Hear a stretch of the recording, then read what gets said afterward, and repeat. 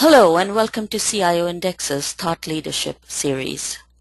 Today's webinar is on the enterprise as a story, linking enterprise architecture to the enterprise narrative.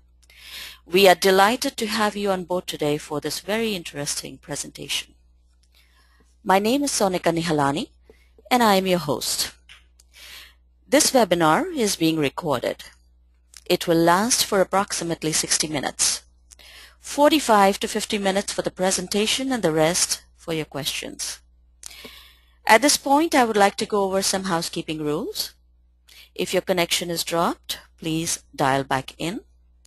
In the unlikely event that our connection is dropped, please wait 5 minutes and then dial back in. Take a look at your control panel and see some of its salient features.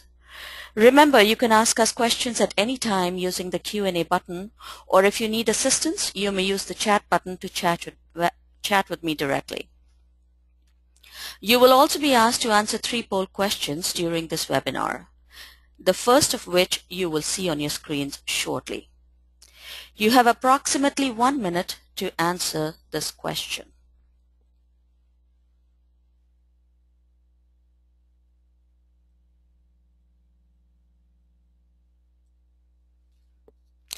It is my pleasure to introduce to you Mr. Tom Graves. A noted expert and an independent consultant for over 3 decades, Tom has authored 8 books on enterprise architecture. His clients in Europe, Australasia, and the Americas cover a broad range of industries including banking, utilities, manufacturing, logistics, engineering, media, telecoms, research, defense, and government. He has a special interest in architecture for non-IT-centric enterprises and integration between IT-based and non-IT-based services. In this webinar, Tom helps us explore the practical meaning of story in the enterprise and how it can be used to guide enterprise architectures that work well with the changing world of business. Tom argues that enterprise architecture needs to be about more than just structures and data. It needs to include the human story of business too. Without further ado, I present to you Mr. Tom Graves. I'm sure you're all as excited to hear him today as I am. Welcome, Tom. It's all yours. Thank you very much, Sonika. Okay, hi. As you usually see, well, here's a photograph. This is a suitable madman. I don't know about you, but I really dislike those endless, this is my company, this is all I do stuff, so that's all the PR stuff out of the way. That's all we're getting. So, move straight on. If my machine will allow me to. Ha! Right, okay, we're doing better. It's webinar decided to be there. Okay. Why enterprise architecture? Well, that's a really important question, and one that often isn't asked. In fact, there's lots of arguments about a slightly different question, which is what is enterprise architecture? So we're quietly going to avoid that one by saying it's the architecture of the enterprise. I know I'm cheating. It's called cheating. Well, never mind. Perhaps we could have that second poll, Sonika. Right. Okay, so a much more interesting question than what is enterprise architecture is why? And why bother? What's the point? Well, most people here, I imagine, will be involved in IT in some way, and that is indeed where enterprise architecture started out. If we look at the history of TOGAF, it gives us quite a good explanation of what's going on here. In the early versions, it was only about IT infrastructure. Then later on, started to realize that, hang on, to understand the IT infrastructure, we're going to need the applications and the data and understand what they do on that infrastructure. To understand the applications and data, we need to understand the business and the meaning of the data, the business usage of the data, which is where we got to with TOGAF 8.1. Then later on, we started realizing we actually needed to understand not just the business use of data, but the business itself. That's where we got to with TOGAF 9. But to understand the business, we need to understand the broader space, the broader context in which the business operates. And most mainstream enterprise architecture hasn't got here yet, but that's where it's going. So the real point here is that that we need to look at is that actually everything in the enterprise depends on everything else. So the IT is always in context of the everything else. Now there's a somewhat of a danger here about focusing only on the IT. The other point is that the real reason for enterprise architecture is really simple. It's things work better when they work together on purpose. It's kind of straightforward, really simple, and it actually makes sense to everyone. You don't even have this dreaded words of IT anywhere in it. So the other catch that we get here is that to understand the term enterprise architecture, we need to ask, what's enterprise? And in classical economics, enterprise is the animal spirits of the entrepreneur. It's about people. It's about people doing things. But if we look at classic EA, where are the people in that story? Yeah, good question. So if we look at Zachman, for example, it's got a who column, but it's about users who look like this. And we look at TOGAF. TOGAF talks about business architecture. And again, we end up realizing that everyone's described as users who look like this. Then again, we look at something like business model canvas. And we have customer segments that describe customers who might even look like real people sometimes. But when we get back into the business again, when we look inside the organization, we're back with these guys. At best, if we're lucky, the dreaded cubicle world, rabbit hutches, or worse. In any case, almost certainly more like this than like a real person. So, how come it's so different talking about the real world and talking about the world inside the corporation? Especially when, in most cases, they're the same people. There's something of a misalignment here, a glitch, a problem.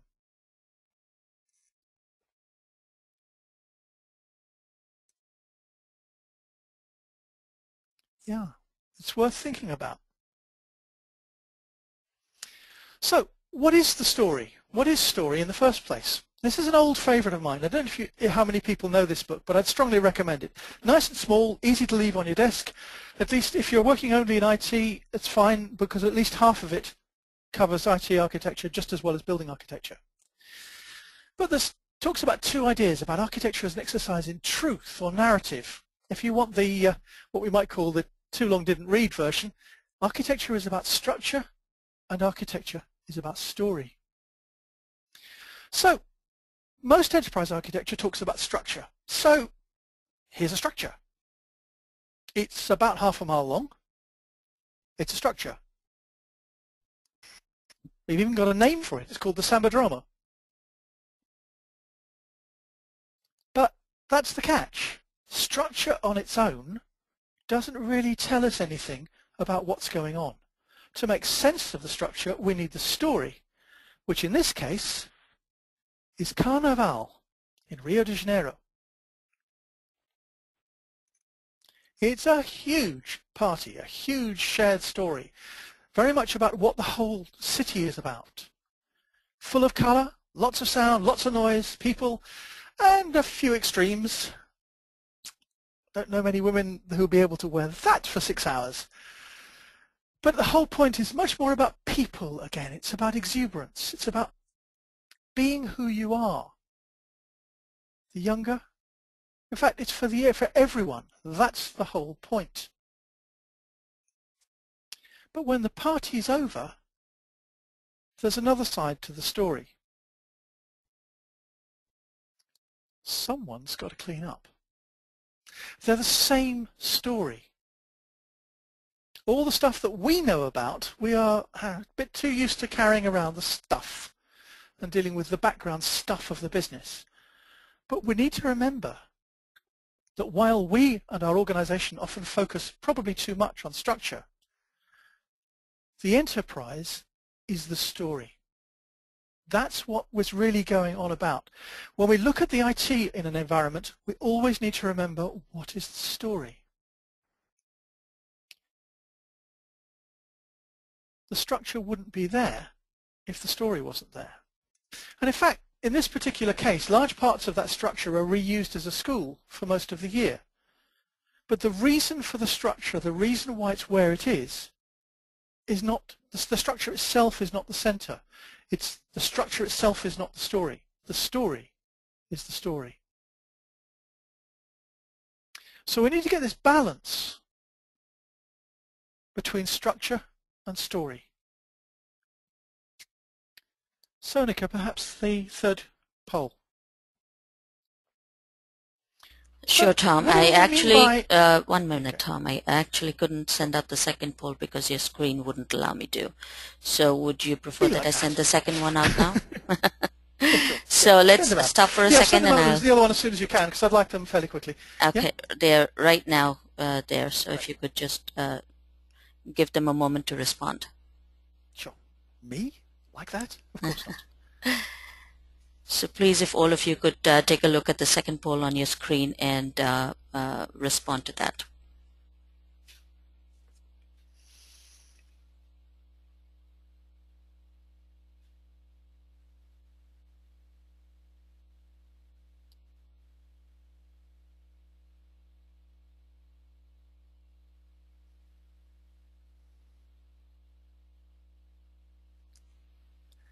So while you're doing that, the architecture, the who of the architecture is really important. We're so used to thinking of our organization as the enterprise, but there's a lot more to it than that. We need to understand about who the stakeholders are in the overall story that our business is in. We're often only just one player.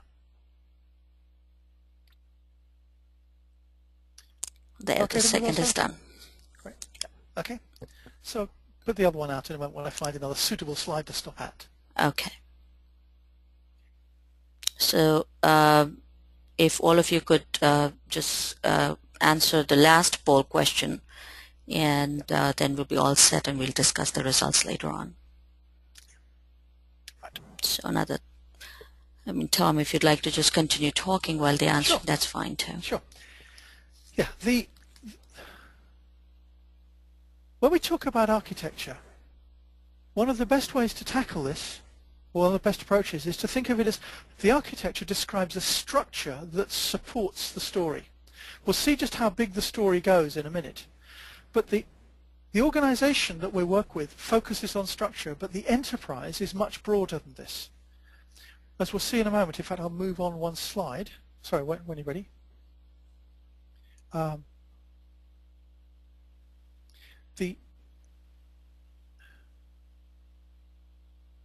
Almost there. We create an architecture for an organization, but about the enterprise, the context that the organization is in. One of the problems we have is that enterprise is often used to describe our own organization. We'll see in a moment why that's a problem. But if we think of it in this much broader sense, we'll see in a moment. Sonika, when you're ready, please.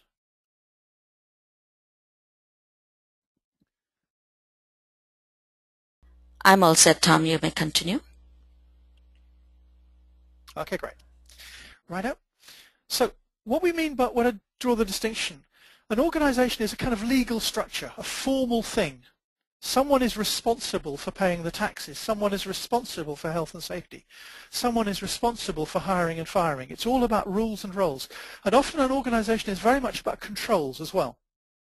But an enterprise is the thing that drives it.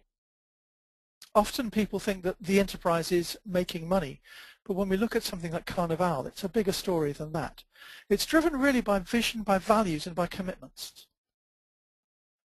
So when we look at an architecture, although the enterprise and the organization can occupy the same space, usually when we're working on an architecture, it's useful to see it at least 3 steps larger. I'll show you what I mean by that. If the organization says it is the enterprise, there's no story. It's not talking with anyone else. There's no exchange. There's no description. The first level of story that we can have is the discussion with our suppliers and our customers.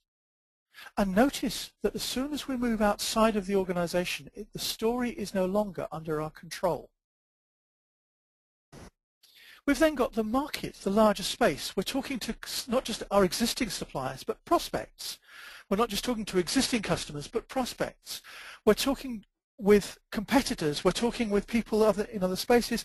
We have environments like this one, which are part of the market space. The trainers, the regulators, the journalists, the analysts, they're all part of our market space.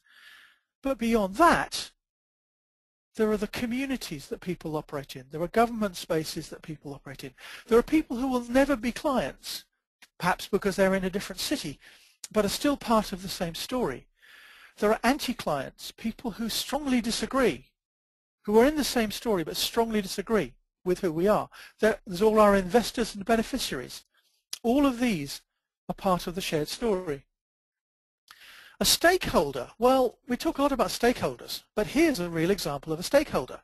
If your children are ill, you'll be paying much more attention to your children than to the company.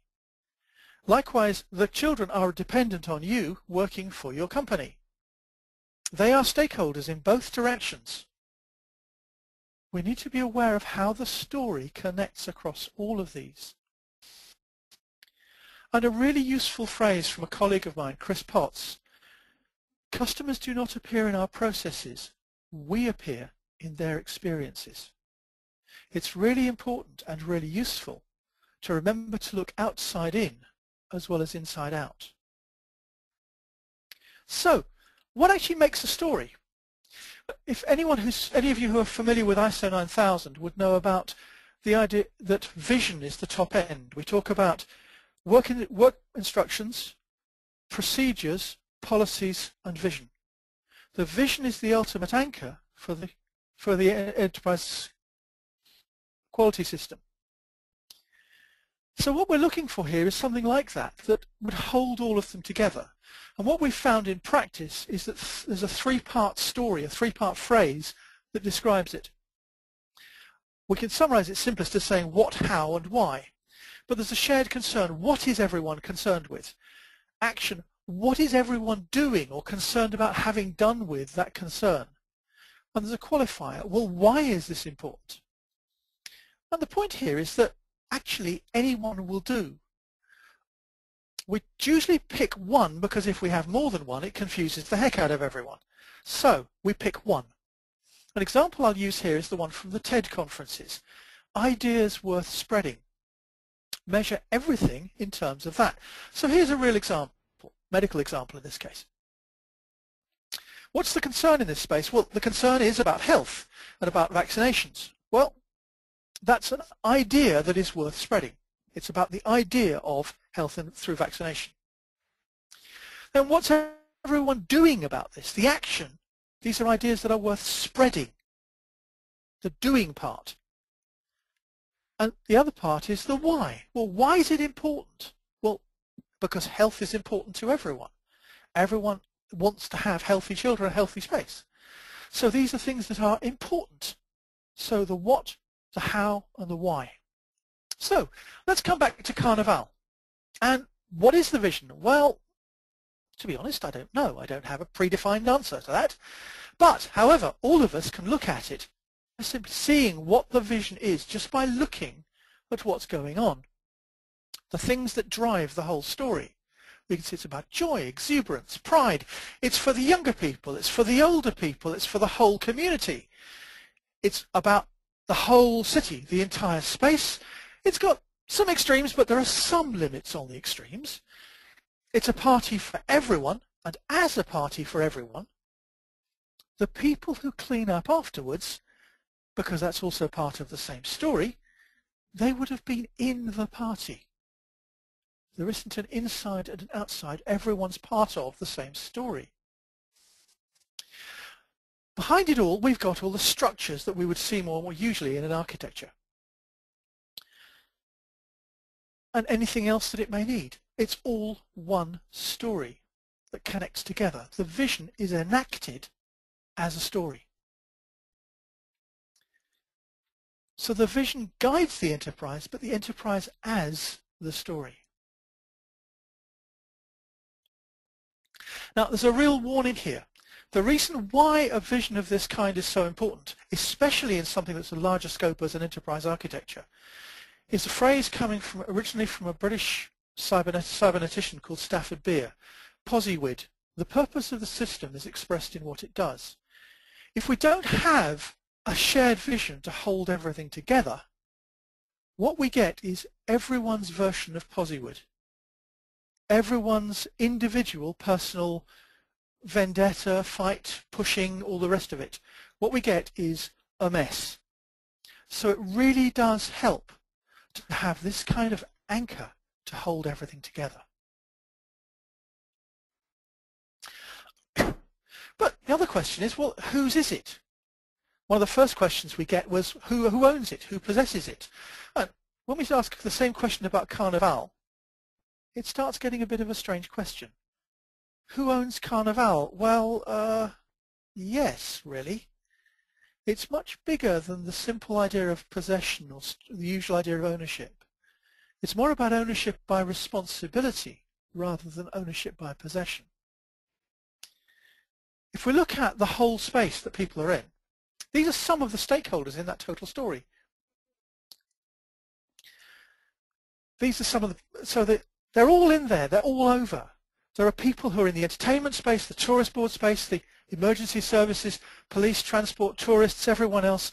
Unfortunately, we have some people we'd probably prefer not to be there, such as pickpockets and scammers. They're all stakeholders in the overall enterprise of Carnaval. So when we look at the idea of an enterprise, the crucial point is that a story exists anyway. If you want another example, consider the story of the Olympics. The story simply exists. We can choose as a company to align with that story. Crucially, we don't possess it. The moment we align with it, we have responsibilities to it, but we don't possess it. Now, if we're in a story like Carnaval, many of us are going to be in it because we're going to make money. But the ways in which we make money have to uphold the enterprise story. And also very important, if we try to make it about money, we break the story. The story itself starts to fall apart. When people do it for the money only, there's no longer a story. So it's really tricky to get this over to some of the business people, that this is actually not about money first. We have to work with the story first, and the money comes sideways out of that rather than as the center of the story. When we look at a total enterprise, again, if this is some of the stakeholders in that total space, don't bother trying to read the whole slide now. There's just too much on it. But if you look at it later on, you'll see all the different drivers, the different concerns. There's about collective pride, there's about city income, there's about cleaning and keeping things pride. The police want to keep the roads clear. The emergency services are really worried about being able to get around, because this party isn't just happening in the Sambadromo, it's happening all over the city. The airlines are going to have extra load before and extra load after, but no one's traveling during the Carnival itself. The hotels are going to be hopelessly overloaded, but they're worried about their image. Every single one of these are stakeholders in the overall story. So we have to weave them all together. What holds them together is the shared story. It's a bit like a telenovela, a soap opera. The moment you're in a story like this, you're actually in relationship with everyone else who's in the story.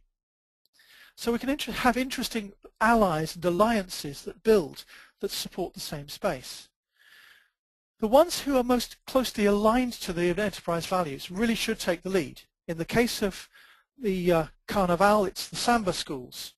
In the case of the Olympics, it's the International Olympic Association, Olympic Organization. We also have some interesting people we might describe as anti-clients.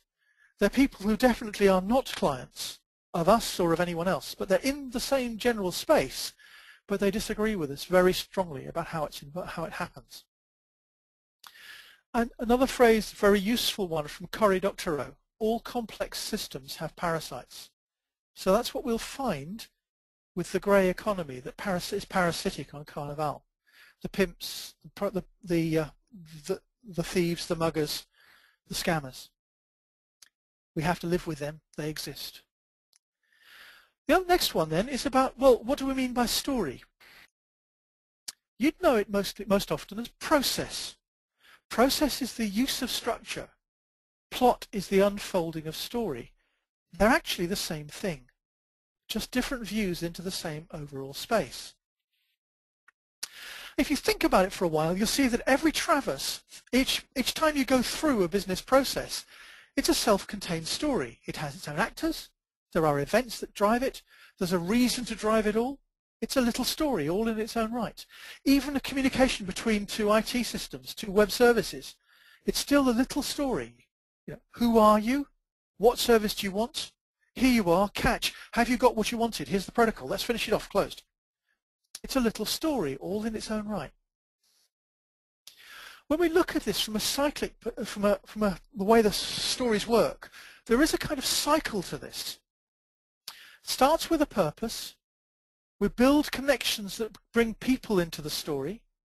From the people, when we've sorted out all the discussions and arguments between people, we have some kind of policy, some intention, some strategy. From there we derive a plan and we get ready for an event that says go. Within a process there's only one word we know about, only one timescale, which is now, with in loud capitals and with a loud exclamation mark. At some point there is a point during the process that says there is an end event. It's time to stop. At that point we reassess what we have done as opposed to what we're going to do and make sure it connects with the original purpose. That drives the trust that makes the business happen, that makes the story happen. Without trust there actually isn't much of a story. So when we talk about story, well, what does a story look like? When you know where to look, it's everywhere. It's absolutely everywhere. We talk about process volume. Well, try this one. This is a party for 400,000 people.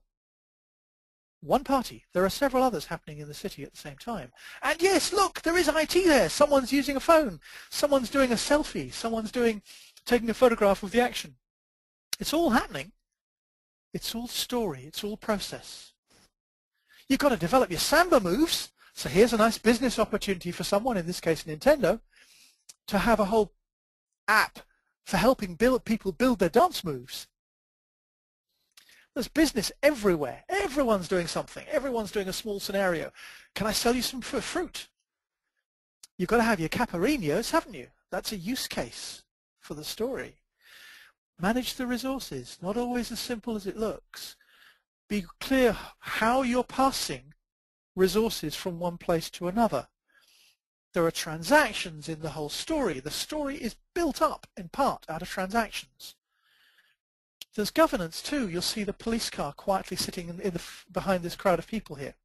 When you have a mob this big, you're going to need some kind of governance, if only for safety. Because if the system gets too far overloaded and everyone's a bit too, well, assisted alcoholically and otherwise, we have to remember certain phrases. There are things like languages that form standards. These may not be the same languages that you know, but they matter. The word devagar in Portuguese means slow down, and if you don't know about that, you may have a customer experience you don't want, and you may have a customer journey you don't want as well. So the story, absolutely everywhere. And remember this one point, this phrase of Chris Potts, customers do not appear in our processes, we appear in their stories. We're part of the story, not the whole of it. So, what do we mean by story? What kind of story? Well, as I said earlier, what we're looking at is more like a soap opera or a telenovela. If you think of story, most people seem to think immediately of a Hollywood story with a character and a character arc and a hero, an antagonist, a protagonist, all the rest. Actually, we don't often see that.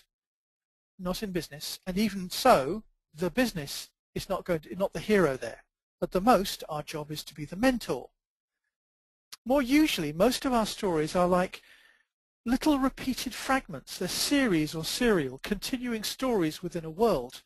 The world, the story world, is that one that's described by the vision. Like that story world that we saw for TED about ideas worth spreading. It's a story world. There's a whole story inside there. All sorts of different things that can happen within the story world. If we look at the same story cycle in a slightly different way, we've got strategy, tactics to operations, back to tactics, and returning to strategy. The crucial one, and the one that is quite difficult for a lot of IT people, is that strategy is all about feeling. And computers aren't very good at feeling. In fact, they mostly shut it out. One of the problems that we have is that a lot of the business people and middle management particularly, live in a world of information, not in a world that includes feeling. And a story, the thing that drives the story, is literally the emotion. That's why it's called emotion. So we can see this also as a cycle, another part of this, another view into the same cycle. Before anything is going to happen, there needs to be trust. It can be by reputation, for example, which is just simply third-party trust provided by someone else. Once we've got the trust, we've then got enough to build something with some kind of relationship, which can get people talking. We can then start having a conversation about some transaction that we might possibly do between us.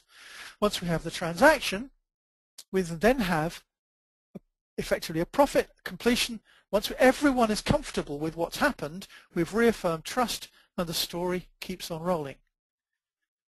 So when we look at that in terms of that story cycle, it's the same thing, just with different labels. It's the same cycle. It's fractal, it's recursive. You see it layer within layer, right down to the level of web services, right up to the strategies of the whole company. Enterprise architecture has to cover the whole range, all the way down from individual web services up to the whole strategy of the company. There is a catch, a very important one. In most businesses, people tend to think of the market as just being about grab attention, do the transaction, get the money, go back as quickly as possible to get the next punter's attention. And that's fine for a while. What we get, in fact, is a shortcut that kills the whole thing. We slowly lose trust, we lose connection with purpose, we lose the values that drive the whole thing, we lose the connection with the people, we even lose the strategies, and it spirals straight into the ground, apparently without warning. Very profitable for a short time. The emphasis is on the word for a short time. So what I'm going to suggest is to actually start how to put this into practice. The usual way we'd look at something like this, particularly in an IT type space, is we talk about people, process, and technology. I'm just going to suggest exactly the same thing, but using different labels. Think in terms of actors, scene, and stage. The reason why is because we can start seeing who else is in the space, what other things are going on in the scene, and what other things are on in the stage. And I'll give you a real live example of this. Look at those cigarettes and in this case, a coffee cup being used as an ashtray, but consider the possibility that it was used as a coffee cup or a wine glass before. How much cigarette ash is going to end up in the keyboard? What's the risk of the liquid ending up in the keyboard? Those are part of the stage. If you want the process to continue onward, if you want the scene to work, you want to know what's going to happen when those happen there. First-hand example of this. My sister's father-in-law was one of the team, was first involved in the first applications of the trackball. It was actually a missile tracking system in a submarine. And if you've ever seen one from that period, you'll see there's a rim around it, a little sort of cup-shaped rim. The reason why was because part of the spec included how much coffee was likely to be spilt over the device when it was in use. My sister's father-in-law said that the specification wasn't complete. He wanted to know the amount of cream and sugar. They were not very pleased with him, but he said, no, I'm serious. I want to know how greasy it's going to be and how sticky. He wouldn't have been able to get that if he just had the conventional spec.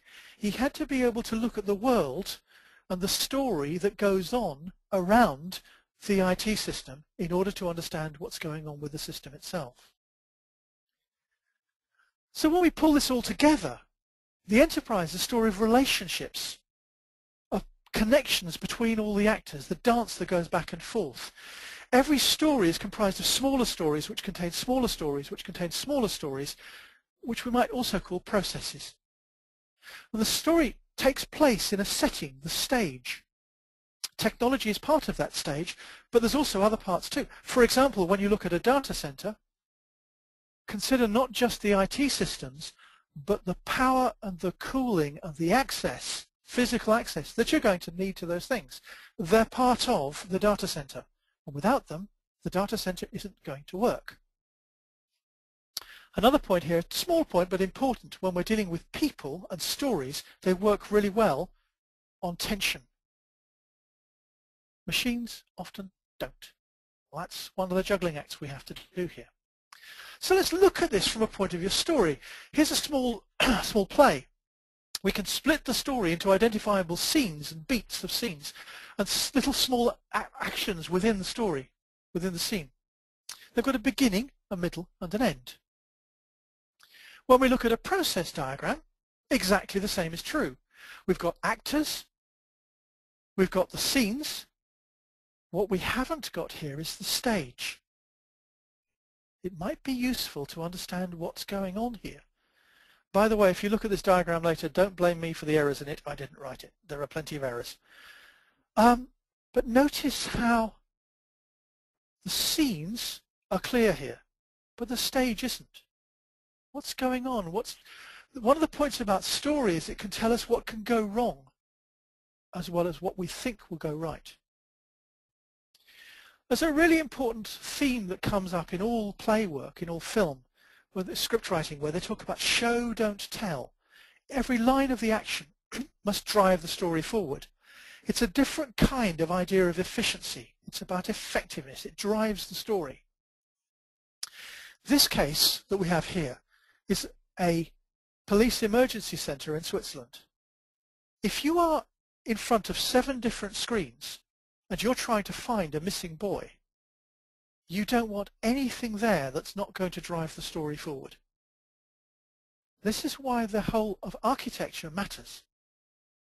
We need clarity about how it's all going together. And then we look at the props. There's the chair, there's the table. The table wouldn't be there. We need the glasses, but to have the glasses we need the table. To have somewhere to sit we need the chair. Every item has its place, and each one of them drives the story onward. When we look at that emergency center in a whole, we start seeing other things that aren't so obvious at first glance. For example, consider the tree. The tree is there for a very good reason. If you are stuck staring at a screen, reaching out with your mind trying to find where a missing child is for hours on end, it really helps to have a tree to give you something to focus on when it all gets too much. The architecture of this place is very carefully planned. There are reasons for every single one of those props. And also do remember that we tend to work a lot with computers, but people do have feelings. How does the whole enterprise architecture support the mood and the space that we need to be there? One of my bugbears here. Most enterprise architecture tool sets, things that call themselves enterprise architecture tool sets, are really just software design tools repurposed. They're designed for structures. We also need tools to support the story. so that we need much stronger support. We need images, audio, video, linkages, the way that things change, keeping track of change, keeping track of why decisions were made, so that we can revisit them later. These tend to get lost very easily. All we're left with is the hollow shell, the skeleton that describes the structure that we built. That's often not enough. Here's a real example. Most people, or many people here I think, would be familiar with Business Model Canvas, the book called Business Model Generation. Here's a really bald version, the kind of thing that we'd see in a standard toolset, in fact. Just 9 boxes, that's it, with labels. When we start adding a little bit of extra, it might be less efficient, but we start having space for a story. We can see the relationship starting to happen here. When we lay it out as a much more visual story, visual space, the relationships between the different parts become much more evident. And much of architecture is not so much about the structures, but the relationships between structures. In the same way that much of enterprise architecture, or architectures generally, are more concerned with non-functional requirements than functional ones. The functional ones are easy, but designing a system that can handle 10 interactions a minute compared to 10 million a second, they're very, very different beasts, but the function is exactly the same. So when we build upwards from a visual tool like this, we can also start doing a little animation. This is a lovely little animation that's available on YouTube, done by Alex Osterwalder and the group around him, to describe the business model canvas in just 2 minutes. The little car travels around from place to place, explaining the story. So when we look at our tools, they're often excellent on structure, but where's the story?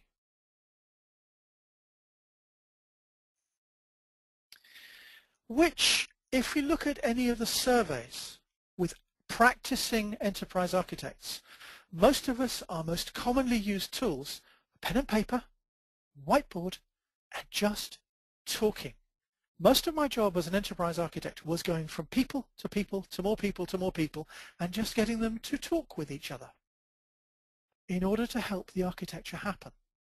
And the way we do that is by finding the stories that express what the architecture is going to be or needs to be.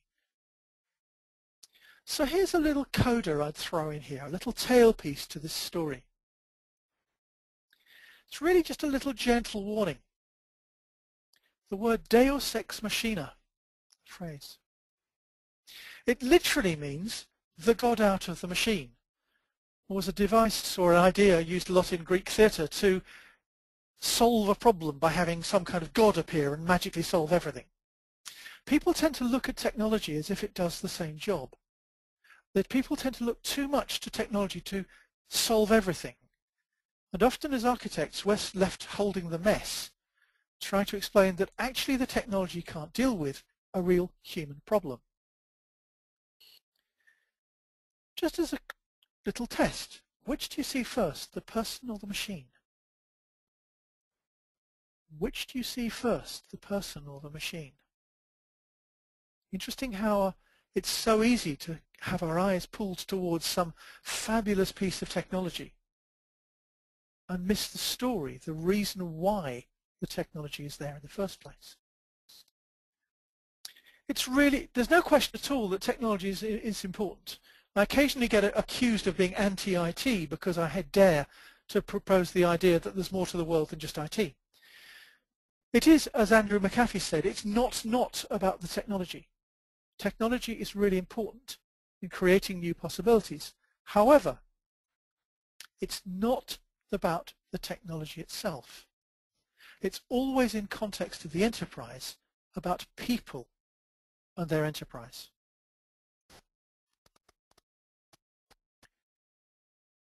We do need to guard against this tendency to over-focus on the machine and forget the people.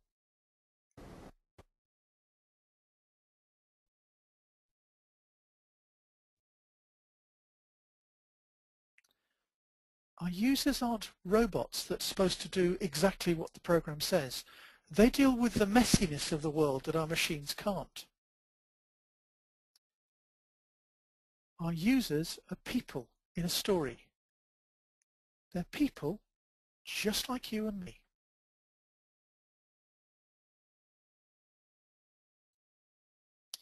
actors, scenes, stage.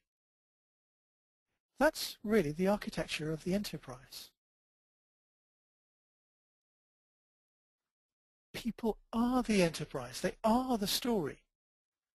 The enterprise both is a story and as a story. I hope you find that useful. So wherever we are in architecture, wherever we see structure, we also need to be able to describe what's the story.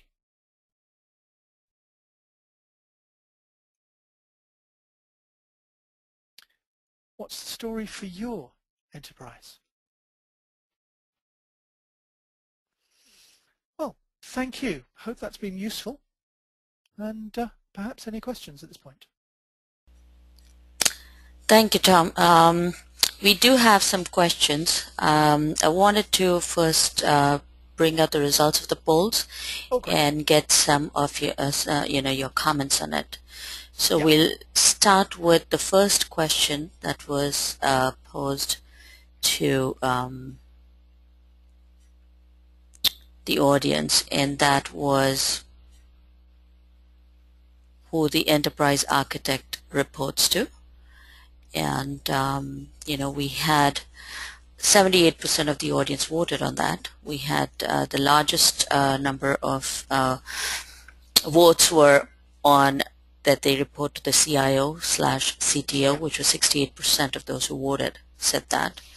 About 22% said that they do the enterprise architect reports to the CEO, which was very interesting. That's very interesting. Yeah, 10 years ago, so sorry, even 3 years ago, that would have been a much smaller number. So that's actually, to me, that's very encouraging. Wonderful. Any comments that you'd like to make on that, or? That's really the main one, is that what we might say the official line is that enterprise architecture, the standard line is that enterprise architecture is only about IT, and that the CIO is therefore the highest level executive that the enterprise architect would refer to. That it's nothing to do with anything outside of the IT space. So if we've got 22% already breaking out of that story, then that's a very good sign indeed. Wonderful. So going on to the next poll question, we talked about the scope. Yeah, about scope. What takes more of your time? So I think the scope was the last one, but that's the one that came up on the screen. Yeah. So the scope of enterprise architecture in the organization includes, again, we had about 80% this time who participated in this poll, and a majority, 32% of those said it was business and IT alignment. 22% said it was business and extended enterprise stakeholders, which was, the mobile and social. So your comments on that? 32% of those who voted said that the scope of enterprise architecture in their organization includes business and IT alignment. Yep. And 22% was business and extended enterprise stakeholders. Great. Again, these are very large moves, business plus extended. These are big changes that are happening in the last couple of years even. And it's the point that I was making very early on, that every time we look at the scope, we end up having to add more scope in order to understand what's going on. Otherwise we end up designing something that suddenly doesn't fit. This has been the age-old nightmare of business IT alignment. But it gets larger. We have to go larger again to be able to cope with it. And the third poll.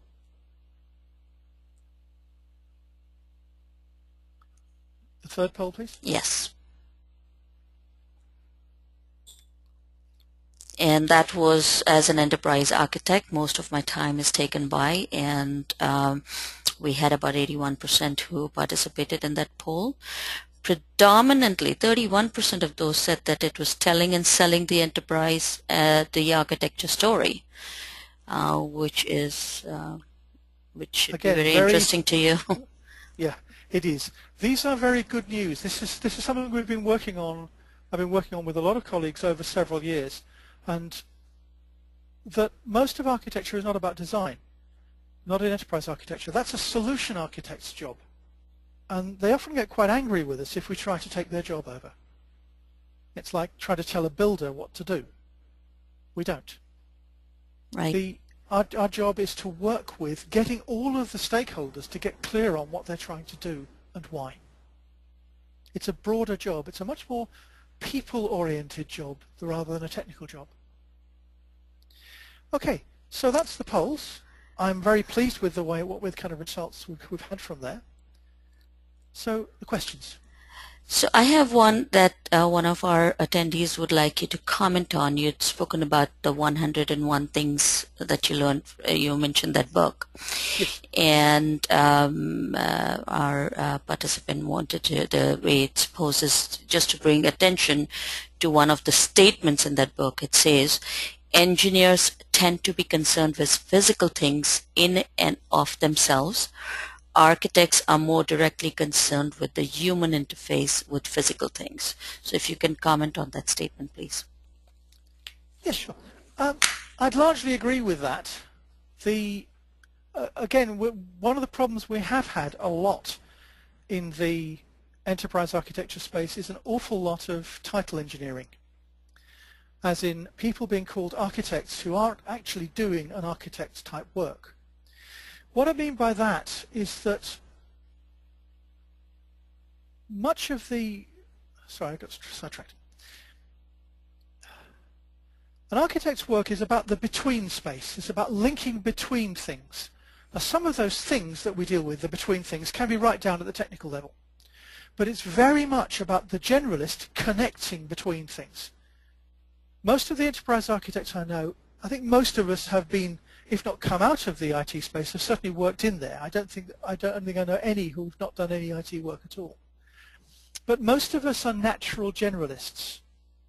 We often hear the phrase about T-shaped skills, namely deep specialism in one skill, and then some ability to connect across other spaces as well. That's the skill set I would see for a solution architect. An enterprise architect is a professional specialist, is a specialist in being a generalist, being able to connect anything. We've got to connect the languages of marketing, IT, logistics. We've got to be able to connect the languages of the executive right down to the people on the shop floor. We've got to be able to connect all of those spaces. We've got to connect outside the organization too if we're working with the marketing people. So we've got to be able to connect with everything. And that requires, firstly, we need to have had experience in the engineering type world. Otherwise, we won't understand what to do, or if we're not going to do it ourselves, we won't be able to understand what drives the people who do the concrete world. At the same time, we need to be able to connect with feeling across the spaces. So that's a very useful summary. I like this book a lot, the 101 Things book, because it's this short, pithy phrases. And another one he talks about it depends. There are 3 phrases that architects are hated for, but they're absolutely fundamental to the whole phrase. It depends, just enough, and I don't know, but I'll find out. When, for example, what people say, why do you keep saying, what is just enough? And the answer is, I don't know. It depends. It's just enough for just enough. We are dealing with the world of messiness, uncertainty. We have to clean it up enough such that that the people who need things to be fixed and concrete can actually work with that. So a large part of ours is bringing it down from the messiness into something that people can work with. So we have to bridge those worlds as well. Does that answer the question? I guess it does. To get on to the next one, this question talks about the process graph. Is the process graph the same for similar enterprises, and is the functional set the same for similar enterprises? It can be. It might be completely different.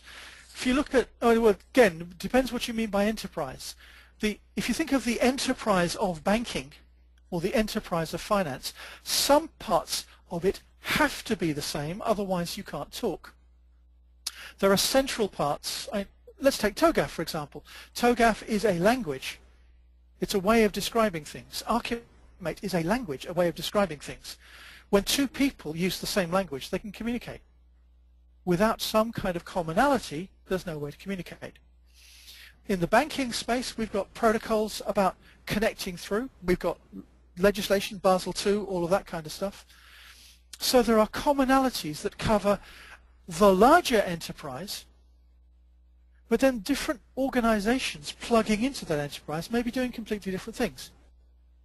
For example, someone who's doing physical security in a bank won't be too worried about the protocols used by the IT systems. They've got completely different ways of looking at it. So when we look at security across the whole, that's one thing about the standard, which is what, 14,000 or 17,000? I can't remember.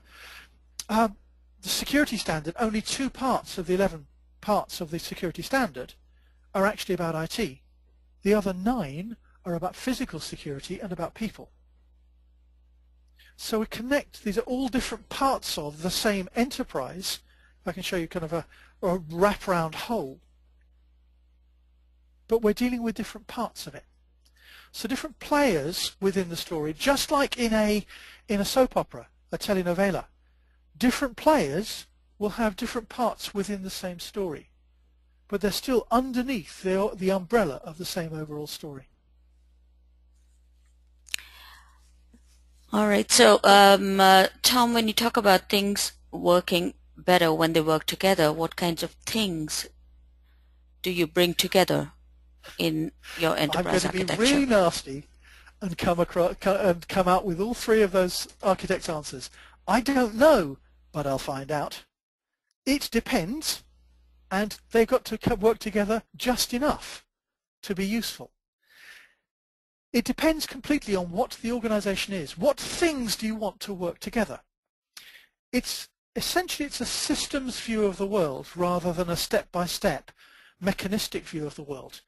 If we look at an ecosystem, and another way to look at an enterprise, in fact, is an ecosystem with a story, an ecosystem with a kind of shared purpose. An ecosystem, all the different parts and components and players interact with each other. We want them to work together in order to support the overall shared story. Now that's true of an amoeba. It's true of a forest. It's true of a city. It's true of a company within itself. It's true of a company in relation to its market. All of these are true at the same time. So things work together. Well, what things are there in that space? That's where the vision helps us, because one of the things that the vision tells us is, what is everyone concerned with? What is the concern that holds everyone together? The things that matter. Having given those things, then there are things that support those things and things that support those things. Some of those things may be relationships between people.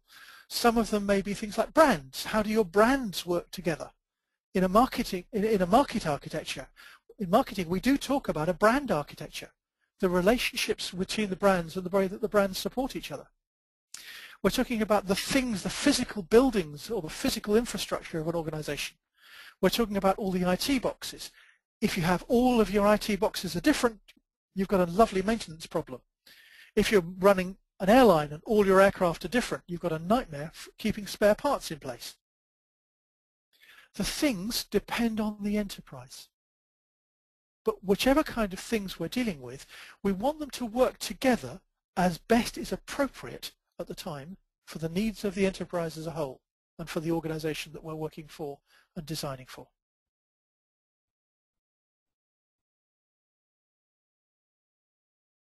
Okay. Thanks, Tom. We are actually running a little short on time. I do have a lot more questions, so we'll try to get to 1 or 2 of them, and then if we can't, we'll to our attendees. If we don't get to your questions, we'll try and send an email response to them. So one of the questions maybe we post this as the last one, and then we can get to the rest via email. Do you know of which CEB member organizations that or any of them that are successfully incorporating story into their enterprise architecture practice? Sorry, I don't know the term CEB. Okay, so we will get to that one. We'll have our attendee respond to that if I get that now. Otherwise, is there any regulatory or certification body for enterprise architects like you have? Not at the moment. The nearest at the moment, the main certification going out is Open Group, TOGAF, which has very, very limited reference to story at all. It talks about scenarios, but it doesn't really have any sense of how things connect. It really doesn't cover much of a world beyond a pretty tight IT type space. There are others going on. There are various academic courses. John Goetze in Denmark is running some very good courses for enterprise architecture that does go further than IT. I believe one of the US universities, I can't remember which one it is, they're coming out of a physical engineering space, connecting to IT and then building enterprise architecture on that. So that's a nice one. I'm trying to remember which one it is. Quite a well-known. It's not one of the main ones, but it's one of the engineering-oriented universities. There are some around. It's a case of finding them, really. But the main certification, the best-known certification, is TOGAF, and that's really for IT only. The next level up, they've got OpenCA, which does cover a wider space, and unlike TOGAF, it's a proper in-person assessment rather than a machine-delivered multiple-choice test. So that's got better value, but not that many people support the Open Group's OpenCA certification as yet. That, I think, was more value. But the story stuff, well, frankly, it depends on who you are, what you're doing. It really is different for everyone. What I was looking for was common themes to get at least the idea over that this is something that we need to address and manage and work with as enterprise architects. So in the end, Tom, how would you summarize the overall story that connects everything across one's enterprise, and how would you link your enterprise architecture to that story? The story I'd look for all the time is that one of what, how, why. What is everyone in this space beyond the organization? A simple example would be in any kind of medical environment. The focus is on health. That's what's driving people. So that you could be a physiotherapist working in that space. You could be a hospital unit working in that space. You could be a pharmacist working in that space. You could be a general practitioner. You could be a midwife, an independent nurse. You could be a carer.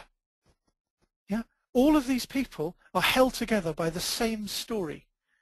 And that also identifies what their relationships are with each other, which then identifies the information they need to pass around if you're talking about IT systems, for example. What things that they need to pass around between each other to hold the story together? How can those things work better working together? That's a challenge with every kind of environment. So the story there is the story of health. We then have what happens in that, so we start getting into more detail. But the why is because we want people to be healthy. We want people to have good lives. That's what drives a lot of people in the health space, is they want that to happen. So that's a story, an example of a story. It's not about, okay, the business executives and particularly the stockholders may be concerned about how much money you're making. But the people who are engaged, particularly at the front line, are concerned much more about the story. And the money anyway doesn't happen unless they're engaged in that story. So we need to remember that part of the story as well. I hope that answers the question. If not, just email me. That does bring us to the end of our webinar, Tom. I thank you for this very, very interesting presentation, and I thank all our audience once again for joining us. We hope you've enjoyed and gained from this webinar. Your feedback is appreciated as we continuously strive to improve upon what we deliver to our members. You may send your feedback to our webmaster. Our next webinar is on internal market economics, IT's financial and resource governance processes, which will be held on March 10th at the same time. Please visit our events page at cioindex.com to sign up. As I mentioned earlier, this webinar has been recorded. You will be able to access the recording through our events page at cioindex.com under archived events. Thank you, Tom, and thank you very much indeed all for coming. for attending. Have a great day.